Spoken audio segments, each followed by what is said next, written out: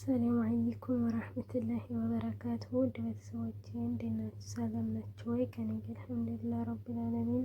እንዴት ናችሁ? ደህና ናችሁ ወይ?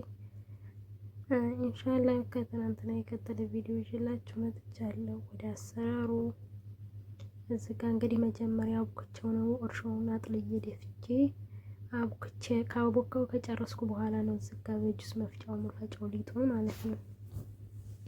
በጁስ መፍጫ በሐላጡ ፈጨዋለሁ። ኩፍ የማለት ምልክት እስከሚያሳይ ድረስ ፈጨዋለሁ እና ሊጡን ደግሞ የሚበቃውን ያክል አቅጥኜ ነው የማስቀምጠው። በኋላ ውሃ አልጨምርበትም። ወዲያው እንደዚህ ፈጭቼ ወዲያው አይደለም መጋገረው፣ አቆየዋለሁ። ይሄ ኩፍ ይልና መለስ ሲል ነው መጋገረው። የዛን ሰዓት ውሃ ሲጨመርበት አይን አይኖረውም እንጀራ። እንግዲህ ሁሉም የተለያየ ነው አሰራሩ። ይሄ ሁሉ ሊጥ ለምንሽ ነው እንዳትሉ፣ ያው ብዙ ነን ማለት ነው። ሴትዮዬም ትበላለች፣ ያው እሷ ስታዘኝ ነው።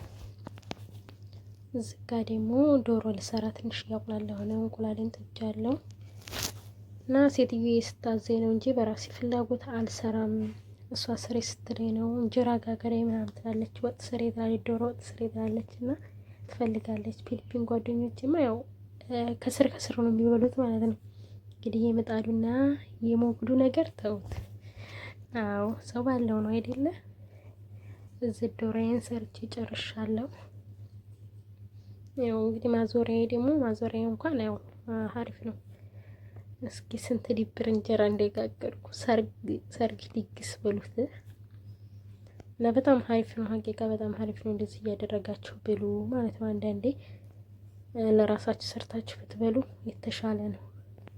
ሀታ ከኋላ በኩል ምንም አልቀላም፣ አሪፍ ነው። ዱቄቱን ደግሞ አሳይቻችኋለሁ።